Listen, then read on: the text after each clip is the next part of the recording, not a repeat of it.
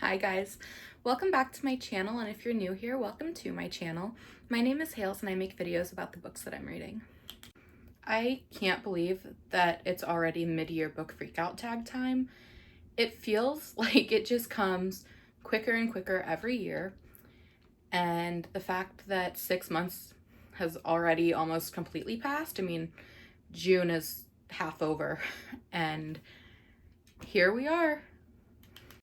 So some of these books I don't have physically, so I will put the cover on the screen, but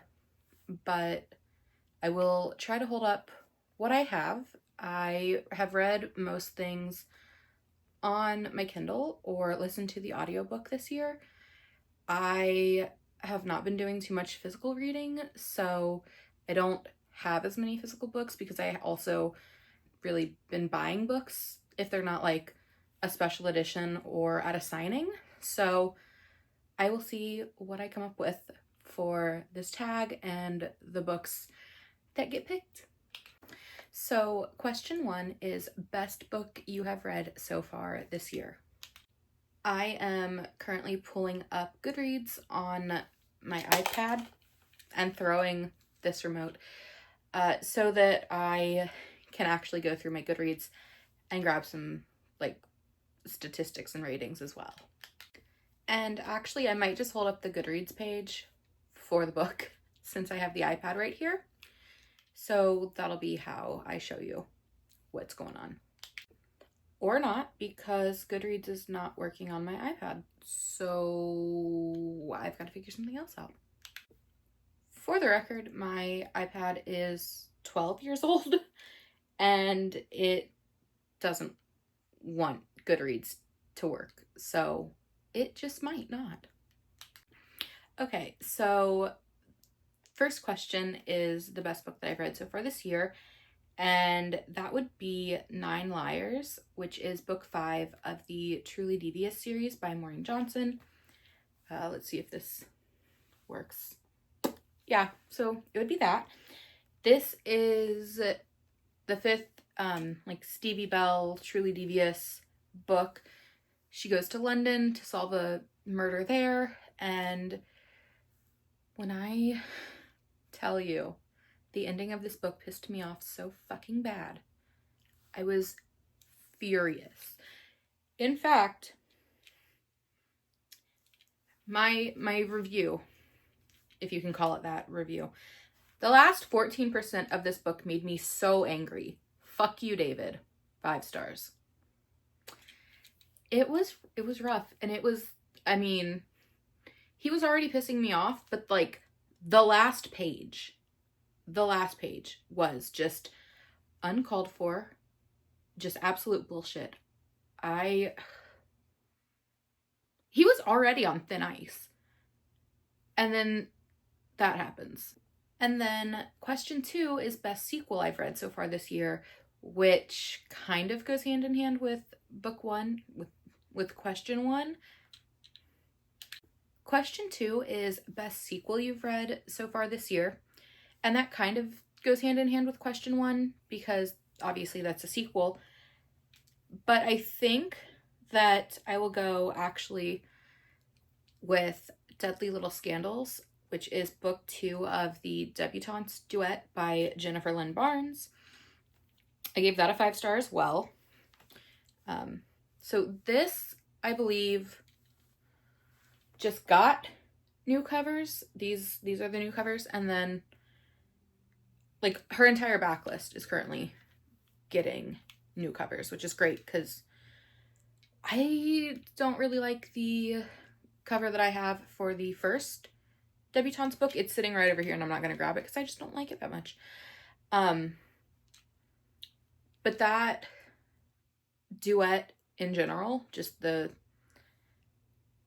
first book, Little White Lies, was so good. I thought that I read that this year, but apparently I finished it last year. So that's interesting. I really don't have a huge concept of time anymore. So yeah, but Deadly Little Scandals I finished on April 1st, and it's very like The first one is more like prep school mystery, and then the second one is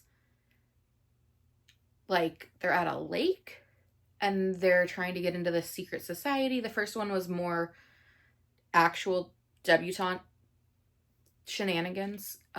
They were doing the coming out to society and all that.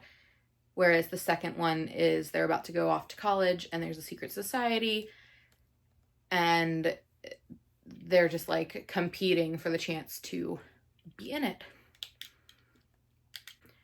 And it was just really good. I devour Jennifer Lynn Barnes's books.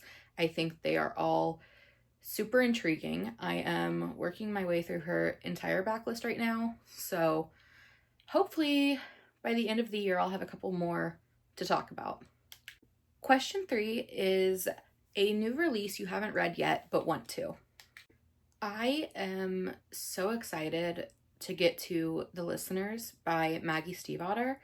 She wrote like the Linger series, Shiver, Linger, and Forever, and The Raven Boys. And her new release just came out last week. It's called The Listeners, and it is about like, it takes place in the 40s at this luxurious hotel, and it's like, I don't know how to describe it because it's more complex than some of the like young adult murder mysteries that I've been reading lately. There's other aspects to it, but that was what drew me to it, was that it's very much still in line with that murder mystery vibe. So I am so excited to read it because of that. And I wasn't originally going to choose this for this question because I didn't realize that it came out. I thought it was coming out in July. So I'm gonna have to go get it, probably buy the ebook as soon as I'm done recording this because I didn't realize it was out. Question 4 is most anticipated release for the second half of the year. So next month in July, July 22nd, Holly Jackson's first adult book is released. It's called Not Quite Dead Yet, and I am so excited to read that. I read The Reappearance of Rachel Price last year, and it was my favorite book of the year, and is what started the like YA mystery binge that I've been on and continue to be on. I just read Ellie Marnie's None Shall Sleep sequence because I am still just looking for and craving these books. So I'm super excited for that. It's let me see. Yeah. It gave me kind of Reappearance of Rachel Price vibes. It's this girl and it's like 7 days before she dies. And she's from a wealthy family, and she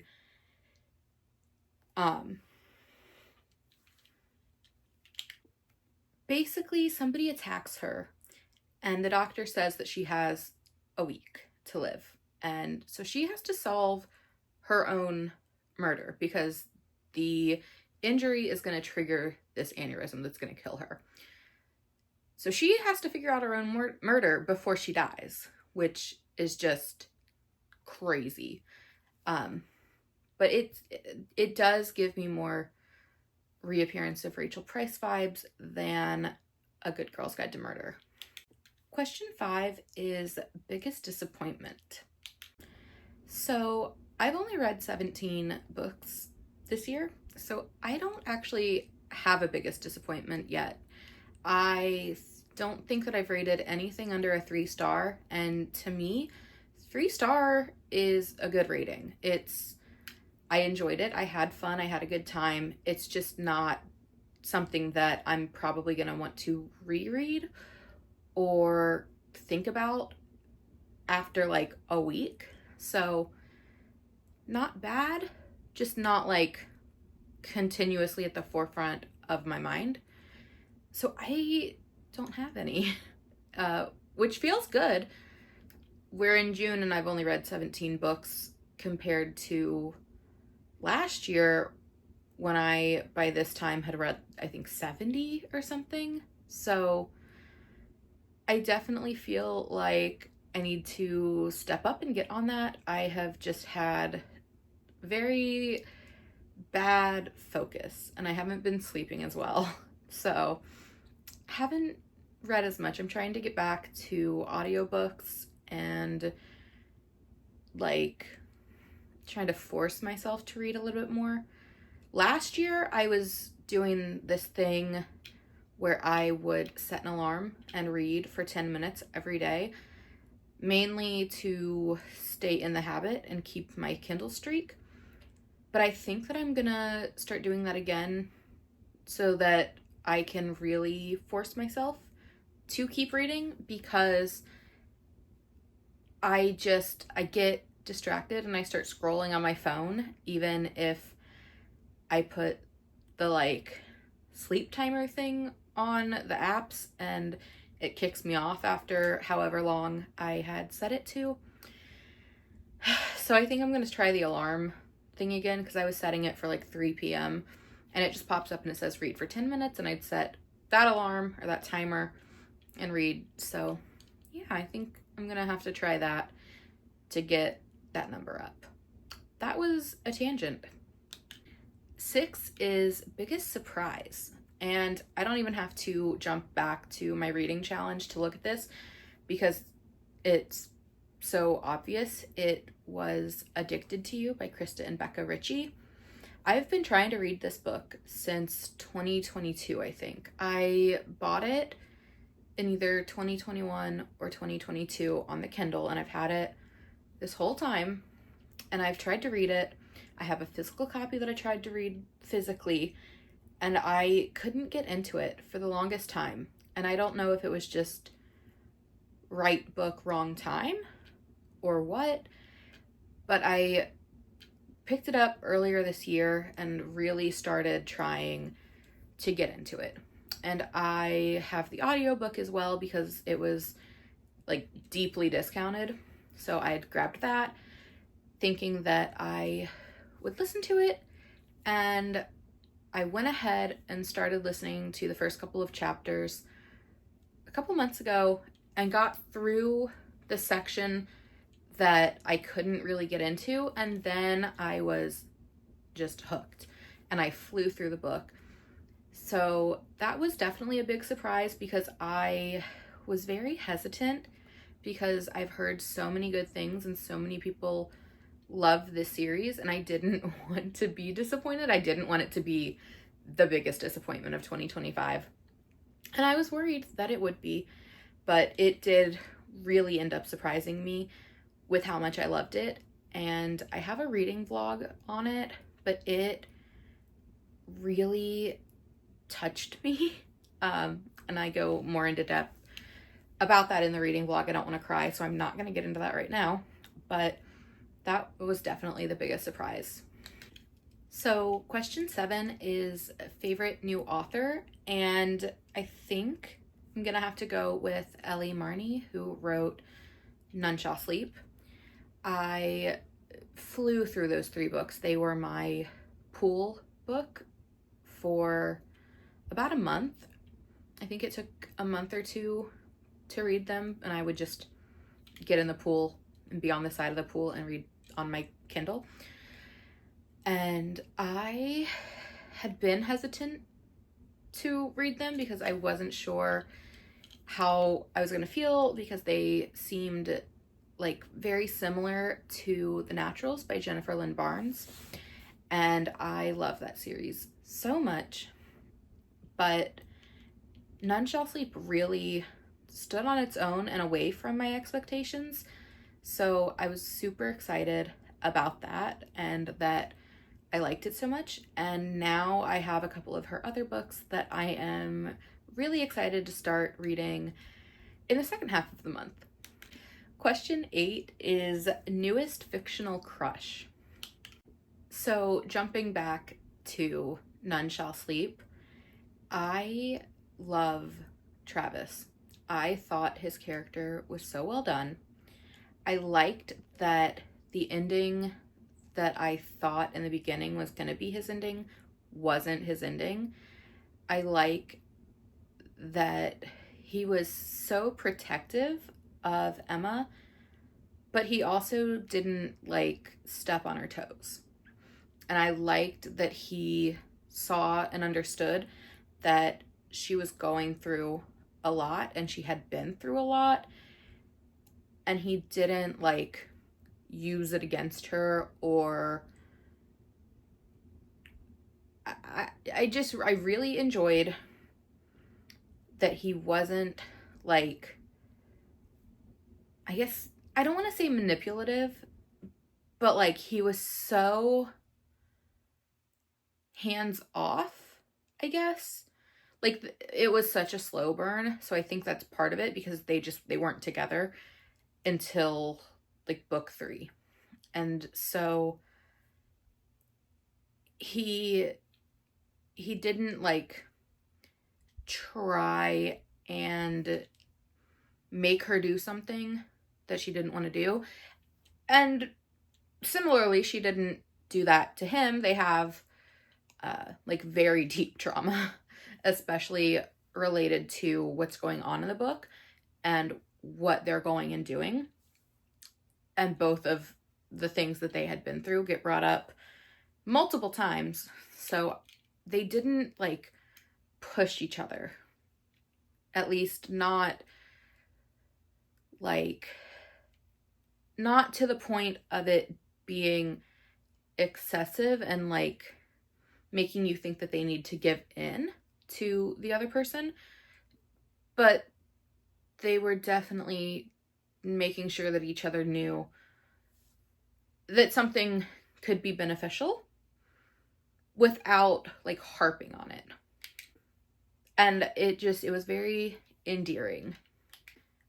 Question 9 is newest favorite character. And I think that Lily from Addicted to You is easily in the top spot for this.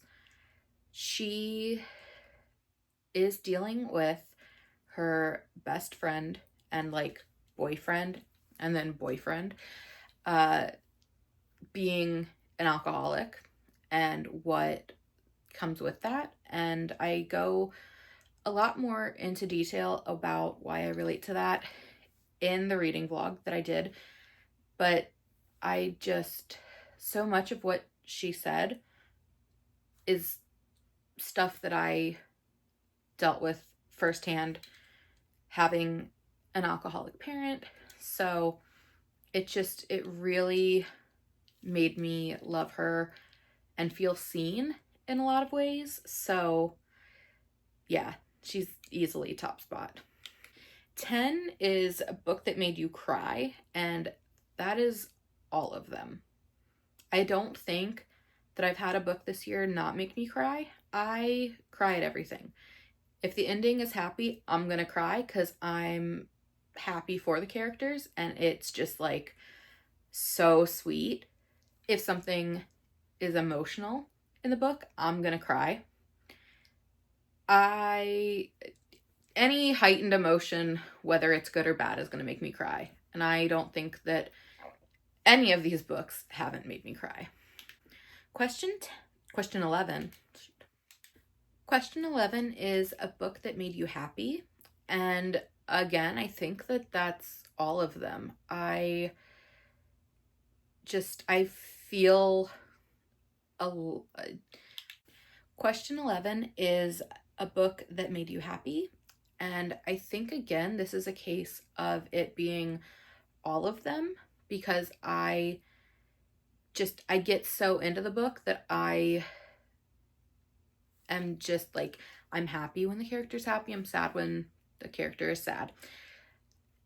But in terms of like reading it and being happy, definitely some of the lighter stuff.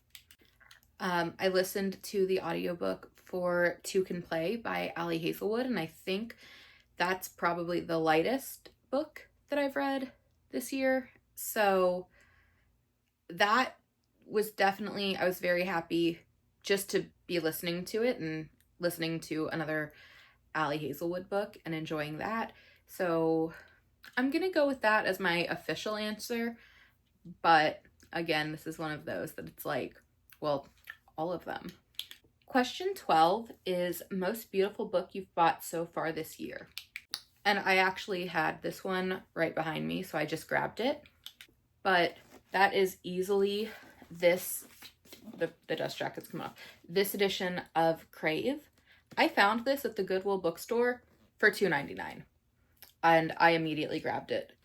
It is, I think,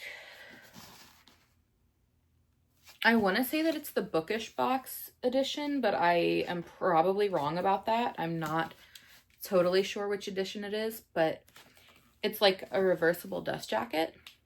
Okay, yeah, it doesn't tell me what the special edition was for, but I saw it at the Goodwill bookstore and I knew it was gonna have to come home with me. I love covers like this. I thought it was so pretty. So yeah, that one was definitely the prettiest. I also have a really pretty edition of Swordcatcher by Cassandra Clare, and I have the Seasons of Shadowhunters books, but I have made videos for those. So we'll just focus on that one for now.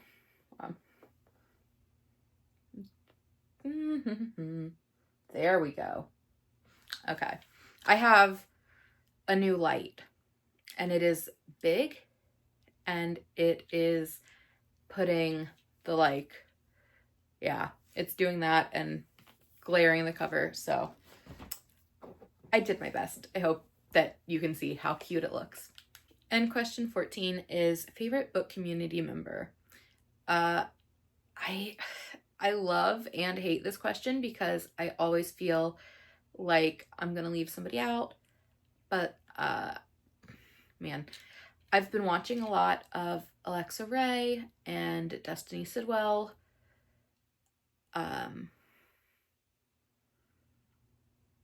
Tiffany and Allie, Larry, Mika. Just, I tend to watch a lot of the same. Like I have a whole comfort videos playlist that's like reading vlogs that I really liked and things like that I'll put on just to have something on, and it be like comfort. Question 14 is favorite book community member. And I love and hate this question because I want to shout out all of my friends and everybody that I love watching, and I also feel like I'm gonna forget people. So I'm gonna go ahead and just tell you to check the description, and I'm gonna tag everybody's channels so you can go and like watch their videos and see all of their stuff. But yeah, that way I don't forget anybody on camera, you know? Yeah. Okay. But that was the last question for the mid-year book freakout tag. And I still can't believe that it's already time for this tag video. And like, where has the time gone? It's just crazy to me. So much has happened. I've done so much the last year and a half. I was not doing this much stuff even 2 years ago. So it's astonishing. Like, I really cannot say enough good things about Silent Book Club because joining last year really changed my life. And kind of goes back to favorite book community members because I've met so many people in the book community that live in my area that I now hang out with and am friends with. And yeah, it's been great. But that is it for this video before I get too sappy. Thank you so much for watching. If you liked this video, like, comment, and subscribe, all that YouTube stuff. You know how to do. And I'll see you in the next one. Bye!